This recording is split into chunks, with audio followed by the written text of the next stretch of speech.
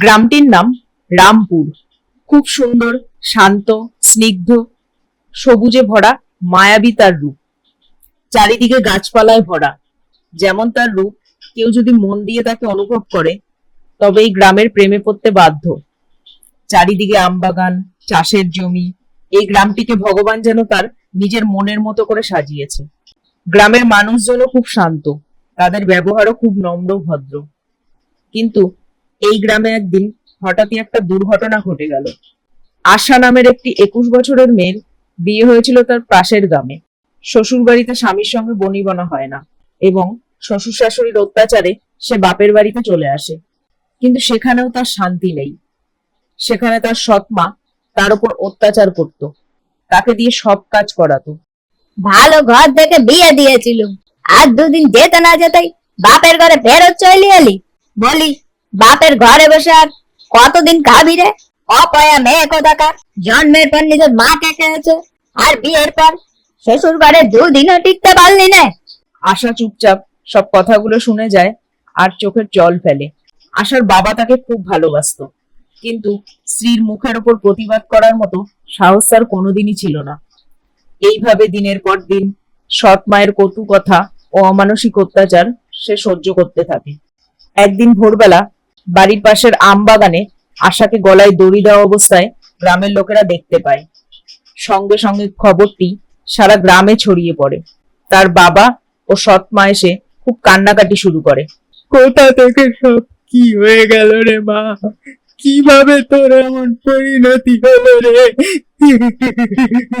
এই ঘটনার প্রায় 10 দিন পরে একদিন রাত 10টার সময় টোটো চালক পলাশ তার সারাদিনের কাজকর্মের সমাপ্তি ঘটিয়ে বাড়ি ফিরছিল ওই আমবাগানের ভেতর দিয়ে।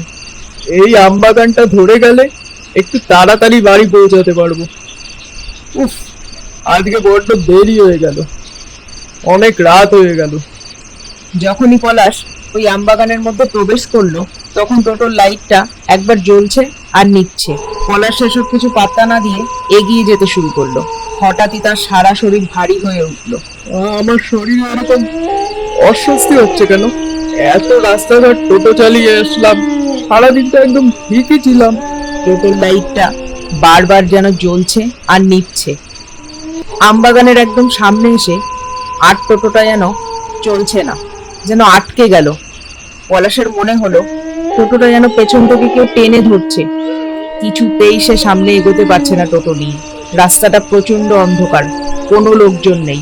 পলাশের সেই সময় মনে পড়লো এই বাগানেই তো আশার ঝুলন্ত দেহটা পাওয়া গিয়েছিল। পলাশের হাত পা যেন অসাড় হয়ে আসছে। সেই সময়ই বাগানের ভেতর থেকে একটা কান্নার আওয়াজ ভেসে আসে। গলাটা যেন কোনো মেয়ে। আমাকে বাঁচাও, আমি বাঁচতে চাই। অটোটা নাও, আমায় নিয়ে যাও তোমার সাথে, আমি বাঁচতে চাই।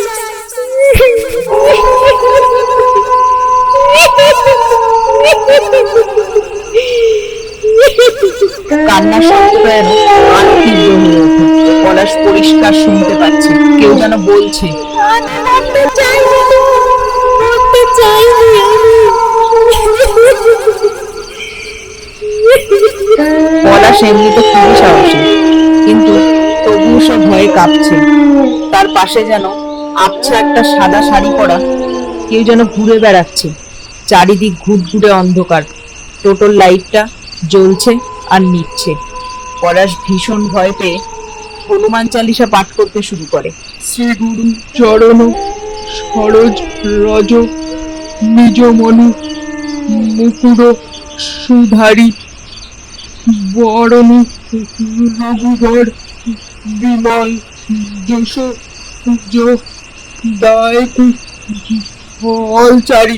কিছুক্ষণের মধ্যেই যেন সব স্বাভাবিক হতে শুরু করে। টোটোর লাইটটাও ঠিকভাবে জ্বলতে শুরু করে। পলাশ দ্রুত টোটো চালিয়ে বাড়ির দিকে রওনা দেয়। বাড়ি ফিরে সে খাবার খেয়ে চুপচাপ শুয়ে পড়ে। পরদিন সকাল থেকে পলাশের ধুম জ্বর।